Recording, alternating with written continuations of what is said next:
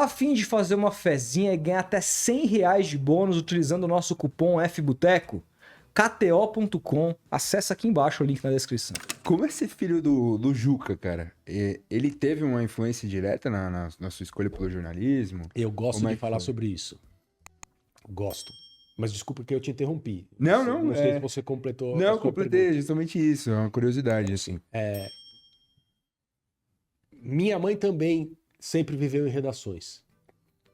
E a minha mãe trabalhou na Editora Abril praticamente a vida profissional inteira dela.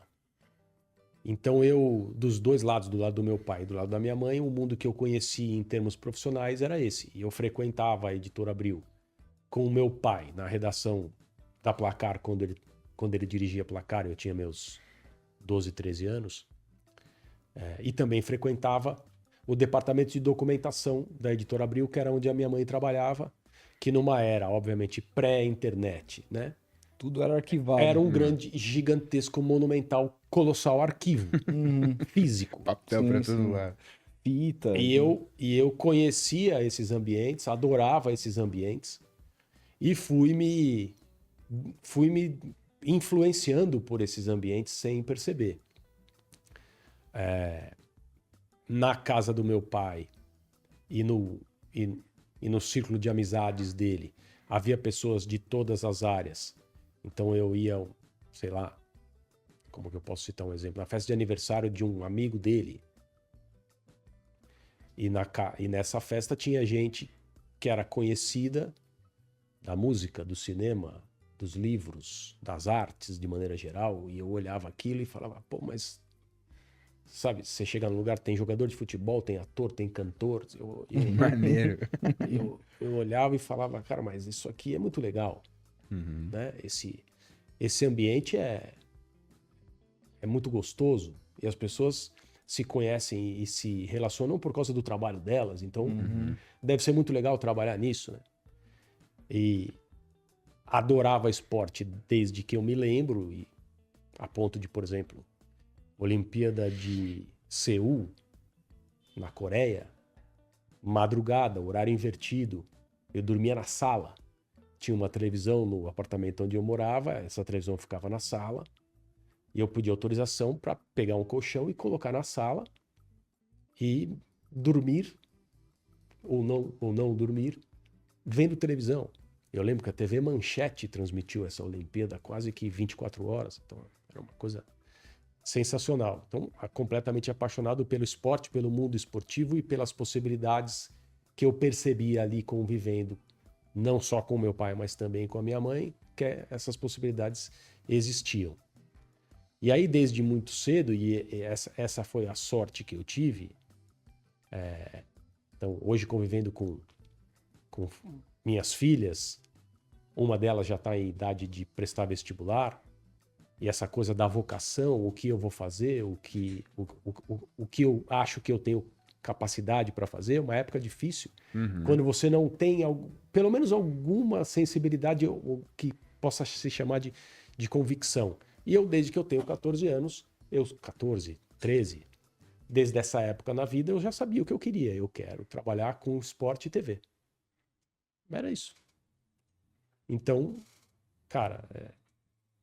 mas é por causa do seu pai? É por causa do meu pai, é por causa da minha mãe, é por causa desse mundo que eu conheci desde cedo, é por causa desse sonho que eu tinha, é por causa do meu amor, a minha paixão pelo mundo esportivo, várias modalidades. A gente acaba se ocupando mais com uma ou com outra, mas várias modalidades. Eu me pego vendo tênis de mesa na televisão durante Jogos Olímpicos, por exemplo. Quando pude cobrir tênis de mesa em Jogos Olímpicos, cara... pirava, eu falava, cara, não é possível. Essa sensação de... que é uma coisa presente até hoje para mim, que é... de repente você tá num lugar... eu tô talvez fugindo um pouco da sua resposta, mas daqui a pouco eu volto. De repente você tá num lugar que, quando você tinha essa idade, pré-adolescente, você via quem fazia jornalismo em TV trabalhando, viajando, estando no local, fazendo essa coberturas internacionais, e você falava, cara, como deve ser espetacular fazer isso. E aí, décadas depois, isso está acontecendo com você, é você que está ali. E assim, eu nunca perdi uma sensação muito forte de eu pagaria para estar aqui. Uhum.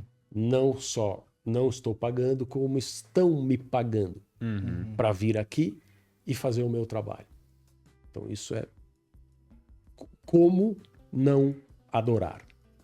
Esse é o ponto. E você sentia certa responsabilidade pelo nome com relação do seu pai, fazer um melhor trabalho possível, por conta de tudo que ele já fez no jornalismo brasileiro no geral? É engraçado essa pergunta. A única responsabilidade que eu sempre senti, que eu sempre carreguei, e eu vou sentir, vou carregar, é a da minha conduta, Uhum. não do meu desempenho. Entendi. Em relação à minha conduta, isso é como que eu posso dizer? É um crachá. Tá aqui. Mas em relação ao meu desempenho, se as pessoas vão gostar, se não vão gostar, as comparações que eu sempre soube que seriam feitas ou não seriam, os comentários, mas só tá ali porque isso nunca fez parte das minhas preocupações e nunca vai fazer, porque eu não tenho como controlar as opiniões das pessoas a respeito de quem elas não conhecem e sobre uma história da qual elas não fazem ideia. Então eu reajo sorrindo. E isso sempre foi muito aberto, porque assim, nas primeiras conversas com o meu pai, especialmente, sobre ser repórter, sobre ser jornalista, sobre seguir a mesma profissão dele, que foi algo que ele nunca, nem ele, nem minha mãe, nunca houve um estímulo direto. Eu gostaria que você, ou eu não gostaria.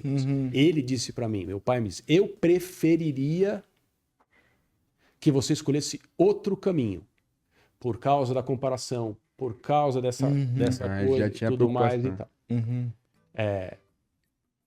Mas é a sua escolha. Eu quero que você construa a sua vida. E eu quero que você seja feliz construindo a sua vida. É o que eu digo para as minhas filhas. E eu consigo entender hoje o que ele estava sentindo quando disse isso para mim.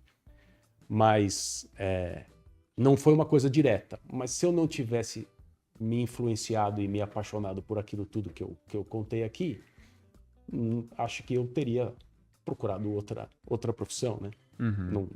Não, a minha história não teria sido a que foi até hoje. E vocês não têm o perfil. Tipo, o Juca é um cara, porra, extremamente politizado, abertamente. Você faz uma linha, pelo menos na minha opinião, um comentarista ponderado, enfim, que não mistura as coisas, embora elas se misturem. É um estilo diferente, né? Você seguiu o seu caminho. Nesse ponto específico, sim. Eu tento me concentrar um pouco naquilo que é o meu trabalho. E, é claro, eu não tô fazendo crítica nenhuma. Na verdade, eu acho que é preciso ter tamanho para colocar o dedo em certas coisas. Uhum. Esse é o ponto principal. Então, a gente vive numa época em que todo mundo tem opinião a respeito de tudo, todo mundo tem formas de expressar essa opinião a respeito de tudo. Isso, por um lado, é maravilhoso, é muito bom, mas leva a muito equívoco. E esses equívocos eu não quero cometer.